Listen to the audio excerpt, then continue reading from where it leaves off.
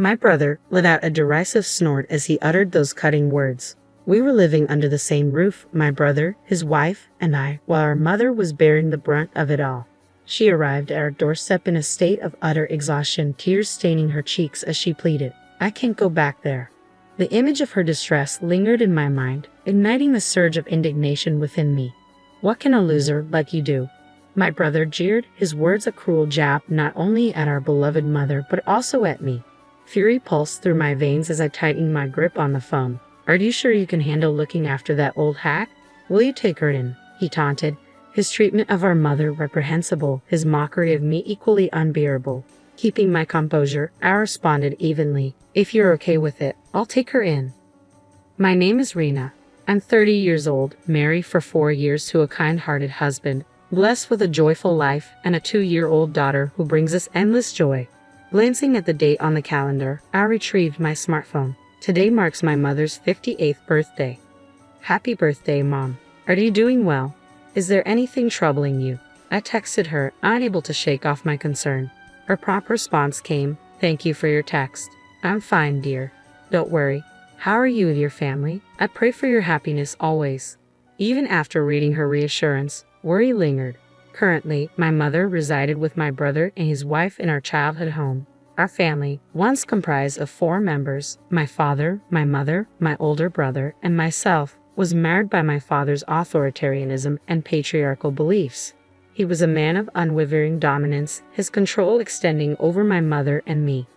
My maternal grandfather, an employee at a company owned by my paternal grandfather, was powerless to refuse when my mother was chosen as the future wife of the company's heir.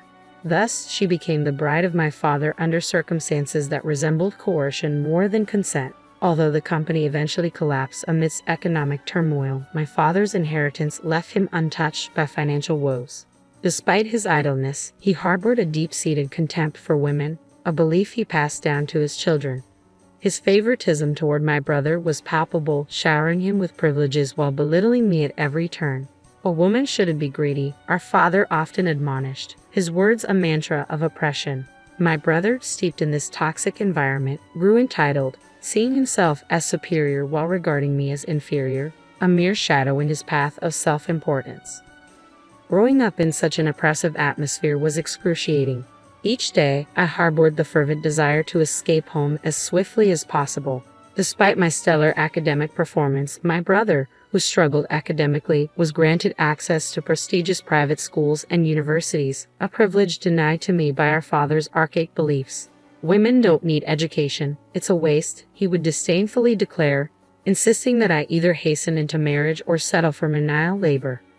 I vividly recall the sting of my brother's cruel words, branding me as a failure, a sentiment that left me sobbing in frustration at the sheer injustice of it all. Yet amidst this adversity, my mother remained my unwavering ally. Despite the challenges at home, she covertly arranged for me to attend a boarding school, offering me a glimpse of hope.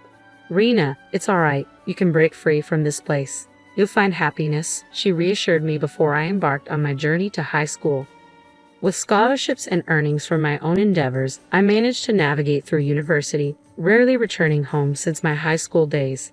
I abstained from attending my brother's wedding and neglected to inform my family of my own marriage. However, I maintained sporadic contact with my mother, cherishing our moments together.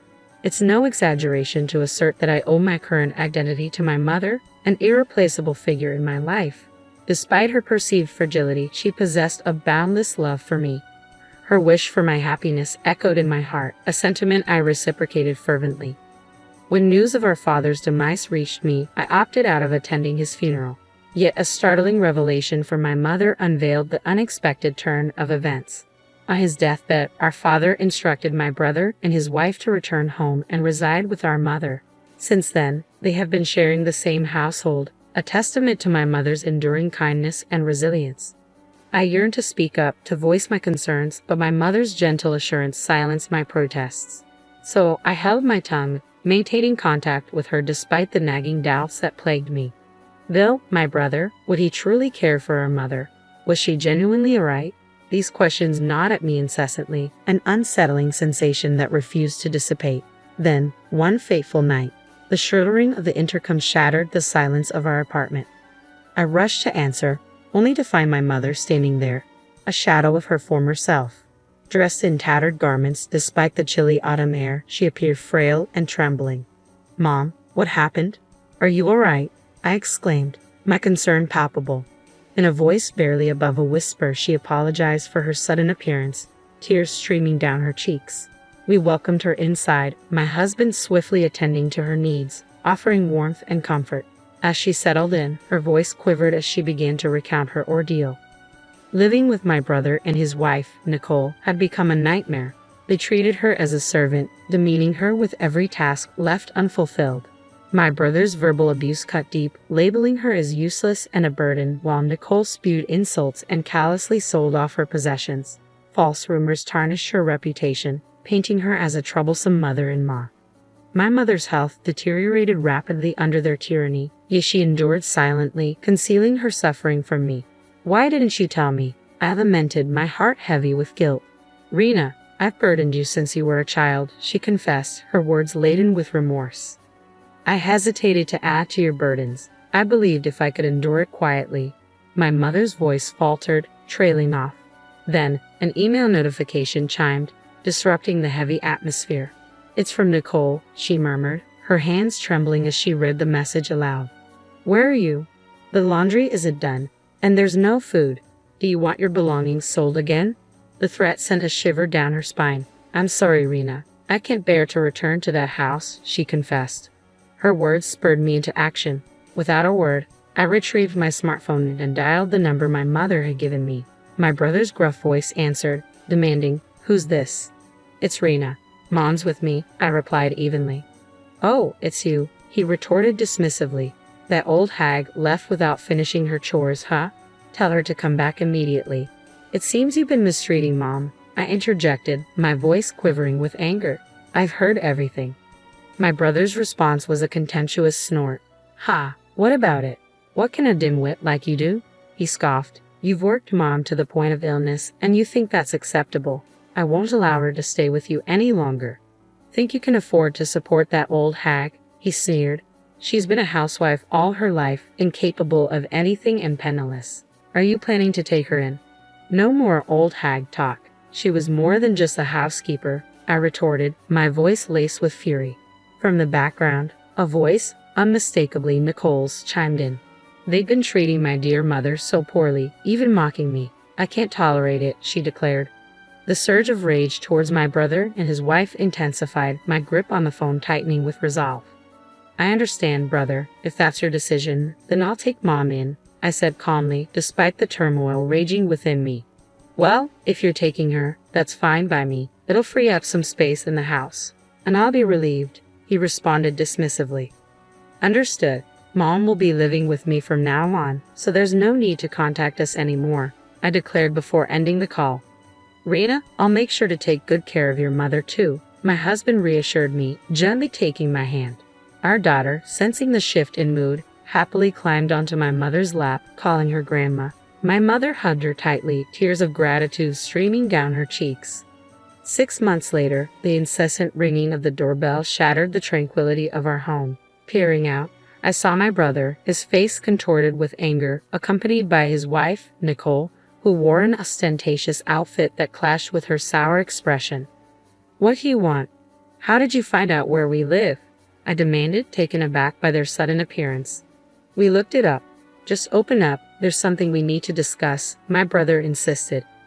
With my husband and mother at my side, I ushered our daughter into another room, preparing to confront them alone. Upon entering, my brother wasted no time in accusing, "What's this about our house being sold?" "Yes, we received the message. My company bought your house," I responded calmly, bracing myself for his reaction. "Your company? What are you talking about?" He sputtered in disbelief. "I'm the head of a reputable real estate company in the area." "It's my company, and by the way, doesn't the company you work for subcontract to us?" I countered, watching as realization dawned on his face.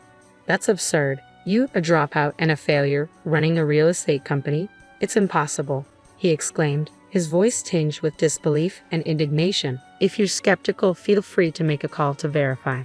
But please, don't cause any inconvenience to the company," I urged, maintaining my composure despite the tension in the room.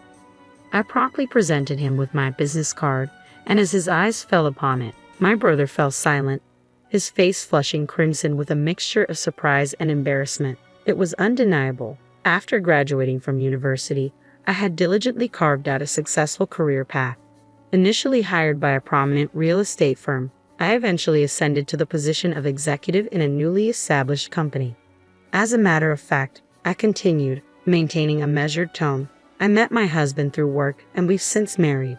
He happens to be a landowner, so you might say we're quite well off. There's no basis for you to label me a dropout or a failure. Supporting Mom financially would hardly pose a challenge for us. My brother, wide-eyed and visibly agitated, remained silent, while his wife's expression shifted from disbelief to shock. Damn it, okay. What about our family home? What do you mean, you sold it? My brother erupted, his voice bordering on hysteria.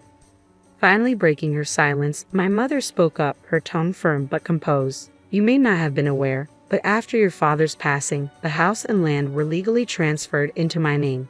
Consequently, I made the decision to sell both to Rena's company. It's time for you to vacate the premises. What? What are you talking about, old woman? My brother spluttered in disbelief. Wait, didn't you say, as the eldest son, the house was rightfully yours? Caught off guard, my brother and his wife exchanged panicked glances, their expressions betraying a mix of confusion and alarm. What's wrong with me selling something that's rightfully mine? My mother retorted, her voice unwavering. Sorry to shatter your illusions, but I've liberated myself from your control. I won't live as you dictate anymore, my mother declared resolutely, her voice carrying a newfound strength. In response, my brother erupted in a fit of rage. What the hell are you talking about, you worthless old hack? He bellowed, his wife echoing his sentiments. You've never worked a day in your life, just leeching off others.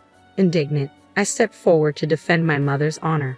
What are you talking about? Mom works hard. She's the manager of an apartment building owned by my husband and me. She's diligent, keeps the place immaculate, and is adored by the residents. And she gets paid for it too, I asserted firmly. My brother, who had been standing defiantly until then, fell silent, his shoulders slumping as he sank into a nearby chair. I could see the defeat etched on his face. Nicole leaned in to whisper something in his ear, a futile attempt to salvage the situation. Knowing my brother's prideful nature, I could sense the sting of defeat and rejection weighing heavily on him. If there's nothing else, you can leave now. I don't want to be involved with you, I declared firmly, unwilling to entertain any further drama. Suddenly, my brother's demeanor shifted. His previous rage gave way to a fawning grin. All right, but listen, you're rich now, right? Could you spare some cash? I recently lost my job and I'm having money troubles, he pleaded shamelessly. I was taken aback by his audacity. Before I could respond, he continued, Hey, Mom could give money to me too, right? You got money from selling the house. Just think of it as helping out your adorable son. Just as I was about to intervene, my mother's voice cut through the tension. Enough already.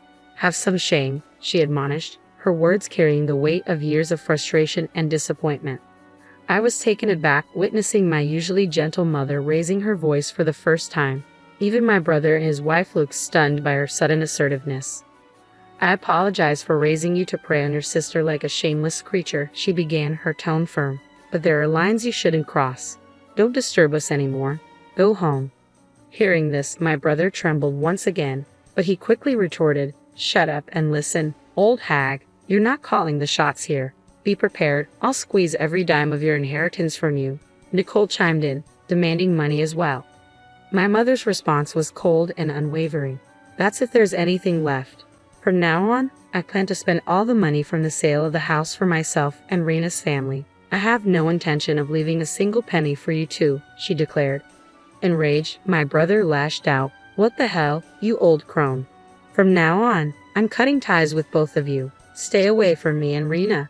Leave that house immediately, I intervened, feeling a surge of pride for my mother's newfound strength.